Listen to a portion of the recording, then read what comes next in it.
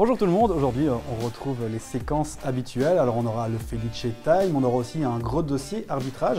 Alors si on n'a pas de bénévole dans l'émission aujourd'hui, on a un invité, le président de la CFF, David Delferrière. Bonjour David, alors en fait vous avez aussi, vous été bénévole au début de votre carrière. Vous pouvez un petit peu nous en parler ? J'étais joueur et puis je suis devenu membre du comité en 1971, à tout juste 50 ans, dans mon club au Stade Brennois.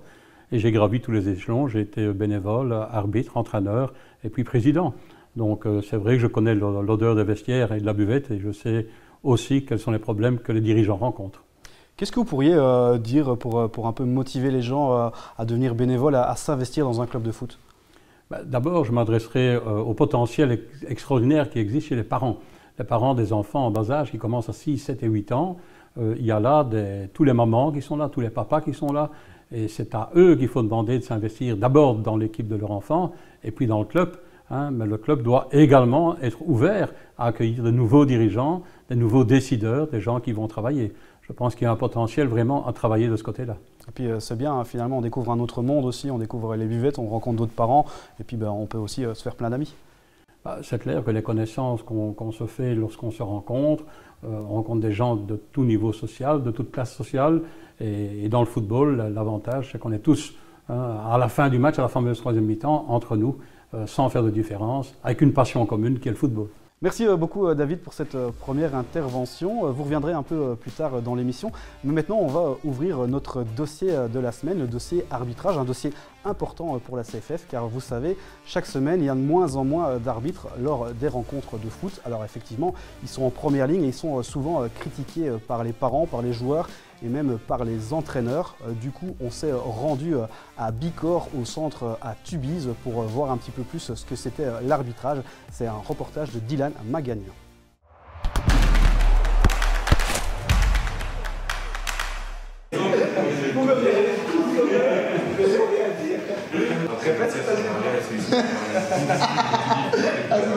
J'ai toujours aimé le football et puis mes deux parents étaient eux aussi arbitres, donc en fait j'étais baigné dedans dès que j'étais tout petit. Déjà quand j'avais 12-13 ans, je regardais plutôt le match de l'arbitre que le match des joueurs. Donc depuis tout petit, je suis vraiment baigné dedans et j'aurais pas pu faire autrement en fait finalement. La vocation s'est éveillée grâce à mon frère qui était déjà arbitre depuis 1 an et demi, 2 ans. Et j'allais le voir et voilà, j'ai adoré le regarder, voir prendre des décisions. Et ça m'a inspiré, ça m'a donné envie aussi de moi être sur le terrain, moi aussi prendre des décisions, prendre mes responsabilités. Et donc du terrain de foot où j'étais footballeur, je suis passé arbitre. Touche intérieur pied, léger sursaut. J'étais avec le groupe Bicor, on appelle ça des arbitres de la CFF. En fait, c'est le groupe des talents, donc les jeunes arbitres et assistants qui officient en première nationale et en deuxième amateur. Et donc ils avaient leur entraînement bimensuel.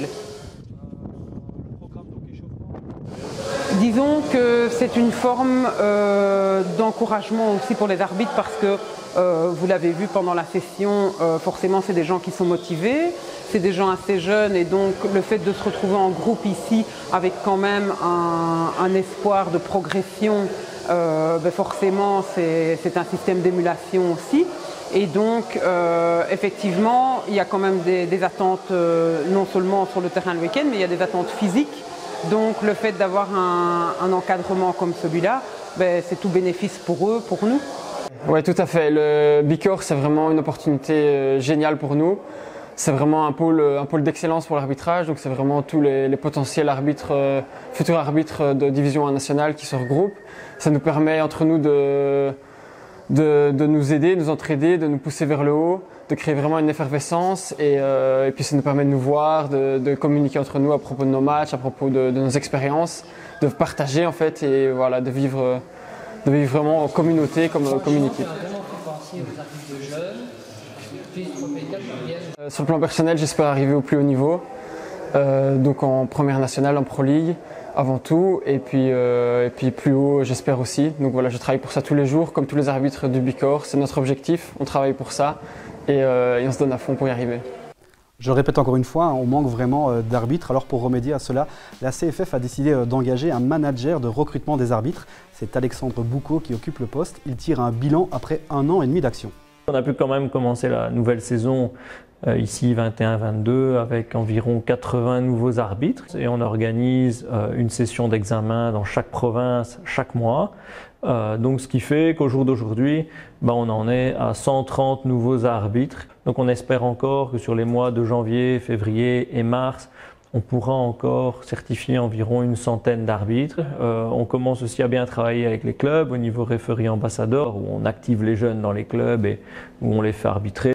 On a nos référés académies qui fonctionnent bien. Là, on est plus dans finalement dans de la détection de jeunes talents puisque on cherche des jeunes arbitres de 13 à 15 ans qui viennent arbitrer le foot élite dans les centres de formation des clubs professionnels. L'arbitrage attire encore des jeunes, on essaye d'être disponible, de répondre aux demandes. On a pas mal d'interactions avec des jeunes qui s'intéressent, qui ont des questions. On essaye aussi de les accueillir dans les meilleures conditions, de leur fournir le matériel qu'ils ont besoin pour démarrer, en leur offrant leur tenue également, leur première tenue. Ainsi, on fait en sorte qu'au jour de leur examen, finalement, ils peuvent être désignés tout de suite et commencer à arbitrer le week-end suivant quand c'est techniquement possible.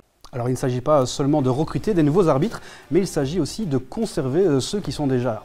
On doit aussi travailler sur les gens qui arrêtent, sur la rétention, peut-être aussi à un moment sur quelques modifications réglementaires, que ce soit sur le quota, sur la protection des arbitres aussi, parce qu'on a encore vu ces dernières semaines, notamment en région bruxelloise, qu'il y avait eu des incidents et des agressions. Donc c'est des choses qu'on veut absolument bannir parce que ça ternit l'image du football et ça ternit l'image de l'arbitrage aussi principalement. Le dossier arbitrage, c'est vraiment un dossier important à la CFF. Alors David, est-ce que vous pouvez tirer un bilan 2021 et évoquer aussi 2022 ? Le bilan 21, c'est notre volonté d'investir humainement et financièrement dans le recrutement des arbitres. En 2022, nous allons continuer de la même manière et nous allons surtout, et j'implore les parents, pour qu'ils n'insultent plus les arbitres mais qu'ils les encouragent. Un arbitre qui commence à 15 ans son premier coup de sifflet, c'est comme l'enfant du papa ou de la maman qui tape dans le ballon pour la première fois à 6 ans. Il peut faire des erreurs, il fera des erreurs, encouragez-les. Finalement, les encourager, on peut aussi le faire à la buvette après le match. On peut refaire le match avec l'arbitre parce que la buvette, c'est notre question de la semaine. Et oui, on a souvent envie de fêter la victoire après un match de foot à la buvette, mais parfois, on boit un petit peu trop et donc chaque année, on déplore des accidents de la route après les matchs de foot. Alors, dans certains clubs, comme la Russe sartoise, des initiatives ont été mises en place pour sensibiliser les parents, les joueurs et les entraîneurs à l'abus de l'alcool. On écoute Pierre Willem à ce propos. Une expérience personnelle qui aurait pu très mal tourner. Lors d'un entraînement, je suis rentré en ayant consommé de l'alcool et j'ai fait un accident. Ça m'a fait réfléchir à un certain nombre d'éléments. Il y a énormément de personnes qui quittent une buvette de football en ayant plus que la moyenne autorisée au niveau de la consommation d'alcool au volant. Je crois que le football a un rôle social à jouer. On a mis en place un certain nombre de choses. Ça a été une séance d'affichage. Ça a été, on a reçu aussi des petits goodies, enfin des verres qui mentionnaient le taux d'alcool par rapport à une bière, un verre de vin, etc. Maintenant, on a eu aussi des réflexions par rapport à l'aspect mobilité. Et donc, la problématique fatalement d'un club en province du Luxembourg, c'est qu'on se retrouve avec très peu de transports en commun disponibles. Et donc là, on a plus axé la thématique sur le covoiturage et sur l'utilisation rationnelle du véhicule et des déplacements. Il y a eu des réflexions par rapport à la mise en vente de bières sans alcool. Il y a eu des réflexions par rapport à la mise en vente de bières plus légères. Le but, c'est sûrement pas de réprimander. Le but, c'est de sensibiliser et d'essayer de mettre à disposition des moyens qui permettent de diminuer leur consommation d'alcool. L'alcool, c'est vraiment un dossier qui est aussi important auprès de la CFF. Vous avez peut-être quelques petits conseils à donner, David ? C'est vrai que la troisième mi-temps est souvent fort arrosée et quelquefois un peu trop. Alors je pense que tant les joueurs que les parents qui conduisent leurs enfants ont une grande responsabilité. Il y a moyen de s'amuser et à un moment de refaire le monde sans arrêter le monde à cause d'un accident. Et puis la troisième mi-temps, elle est aussi importante pour les coachs, comme va nous l'expliquer Felice Mazou. La troisième mi-temps, l'après-match, toujours important à quelque niveau que ce soit. En foot amateur, peut-être encore plus ? Malheureusement, encore plus qu'au foot amateur. Parce que j'estime que la troisième mi-temps, c'est là que vous créez, c'est là que vous formez réellement un groupe. Dans le foot amateur, je l'ai vécu très souvent. Malheureusement, je ne le vis pas assez dans le football professionnel. Mais cette troisième mi-temps permet de parler d'autre chose que de foot, de se dire autre chose que ce que vous dites dans un vestiaire, que ce que vous dites sur le terrain. Et le fait de boire vulgairement une chope ensemble, ça vous permet de communier, ça vous permet de sympathiser, ça vous permet de mieux vous connaître. On n'est pas là pour refaire le match. Non, on n'est pas là. Oui, ça peut arriver. Mais en même temps, si on refait le match, on se dit les vérités. On se dit des choses que si vous rentrez directement à la maison sans avoir évacué, vous ne vous dites pas les choses. Et donc, ce sont des moments où vous vous dites des choses et vous parlez aussi d'autres choses. Donc, pour moi, c'est un moment hyper important. Moi, j'ai toujours fonctionné dans tous les clubs amateurs. J'ai toujours fonctionné avec une troisième mi-temps.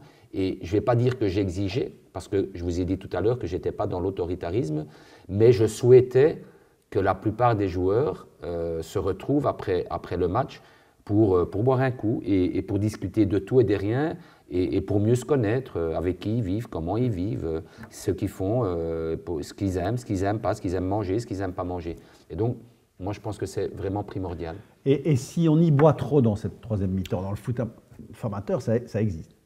Oui, ça existe. Mais vous savez, on ne peut pas, en tout cas, et c'est de nouveau ma philosophie, hein, je ne dis pas que c'est comme ça que ça doit se passer, mais vous ne pouvez pas empêcher quelque chose après un match parce que vous êtes là et parce que vous êtes dans le club, que vous savez qu'il va se passer à un autre moment, ailleurs, quand vous n'êtes pas là. Donc autant que ça se passe tous ensemble quand vous êtes là. Et vous n'êtes pas dans l'autoritarisme, vous n'êtes pas dans l'interdiction, et je pense que les joueurs apprécient. Vous pouvez retrouver toutes les vidéos de Felice Mazou sur notre page Facebook, allez y faire un tour, il y a plein de conseils pour le football amateur. Nous, on attaque l'actu de la CFF avec notamment ce projet européen, Green Coach, et la CFF veulent aider les clubs amateurs à calculer et à réduire leur empreinte environnementale. Alors depuis le début du mois de décembre, ce sont 12 clubs qui peuvent se porter volontaires pour ce projet. Et puis les clubs ont jusqu'au 31 janvier pour rendre le dossier et demander leur label 1 étoile. A noter aussi que les clubs qui veulent un label au-delà de 1 étoile doivent aussi remplir ce dossier. Enfin, il y aura une journée détection filles pour celles qui sont nées en 2007. Ça se passera le 19 janvier à Tubize. Pour les inscriptions, c'est sur le site de la CFF. Et puis une petite dernière actualité, David, est-ce que vous pouvez tirer un bilan de l'année 2021 ? 2021, j'aurais tendance à le diviser en deux. Il y a eu la première partie de 2021 avec le fait qu'on n'ait pas joué au football à cause du Covid, à cause des inondations, à cause de toutes ces problématiques. Et alors la deuxième partie de 2021, c'est la reprise, c'est l'envie qu'ont les joueurs, les entraîneurs, les dirigeants et les supporters de jouer. Et donc cette envie est bien là. Mais pour continuer à jouer, il faut absolument faire attention à plusieurs choses concernant les vagues du Covid. Donc j'implore pour que les gens se vaccinent, j'implore pour que les gens aillent faire leurs tests et surtout de respecter les normes Horeca. C'est très important également. Oui, hein, c'est important de bien respecter toutes ces normes, car comme ça on pourra continuer à jouer au foot et puis on pourra retourner dans les vestiaires. Des vestiaires justement, c'est notre séquence Tubize. Johanna Pierre est allée se glisser dans le vestiaire des Diables Rouges et des Red Flames.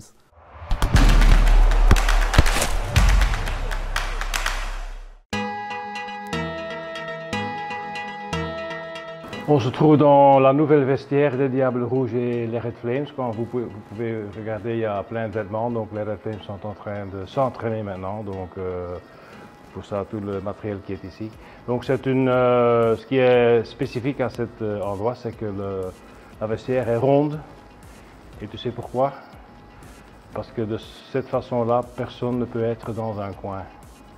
Dans un autre vestiaire, il y a toujours quelqu'un qui est dans le coin et qui se sent peut-être un peu moins intégré ou moins apprécié. Et ici, c'est pas possible. Ici, tout le monde est même niveau, personne qui est dans le coin. Je ne crois pas qu'il y a déjà des places fixes dans le vestiaire d'entraînement. Non. Dans le vestiaire pour un match, tout le monde a sa propre place, même qu'on n'a pas encore un stade à nous. Mais ici, non. Ici, non. On termine l'émission avec l'habituel sobriquet et cette semaine on a voulu mettre à l'honneur les Baudets de Bertry. Alors pour parler un peu de cette histoire, il faut retourner loin dans le temps. Lors de l'occupation autrichienne, il y avait 3 mailleurs. Alors ils ont refusé de payer l'impôt aux Autrichiens. Les Autrichiens qui étaient furieux et qui nous ont traité les habitants de Bertry de Baudets dû à leur entêtement. Alors cet entêtement du Baudet, on peut le retrouver sur le drapeau de la commune avec les 3 fers à côté des couleurs rouge et verte. Et puis il y a une autre histoire un peu plus marrante. En fait, il y avait un Baudet qui se promenait sur la place, qui a avec ses pattes arrière fessé la culotte de l'envahisseur autrichien. Il y a un des fers qui est resté sur sa culotte et le Baudet n'a que 3 fers, ce qu'on peut retrouver aussi sur le drapeau. Alors David, vous, est-ce que vous avez un sobriquet dans votre club? C'est vrai que j'ai eu 2 clubs. Le premier, c'était le Stade Brennois. C'était les Petits Blancs, parce qu'à la fusion en 1968, on cherchait la couleur du club. Et on a joué tout en blanc, comme le Real de Madrid. Et donc, nous étions les Petits Blancs. Maintenant, j'ai été transféré à Soigny Sport, où là, ce sont les Carriers. Pourquoi? Parce que ce sont les carrières de pierre bleue à Soigny. Voilà, on continuera à parler des sobriquets chaque semaine, mais c'est déjà la fin de cette émission. On se retrouve l'année prochaine en 2022. David, est-ce que vous pouvez un peu parler des objectifs pour 2022?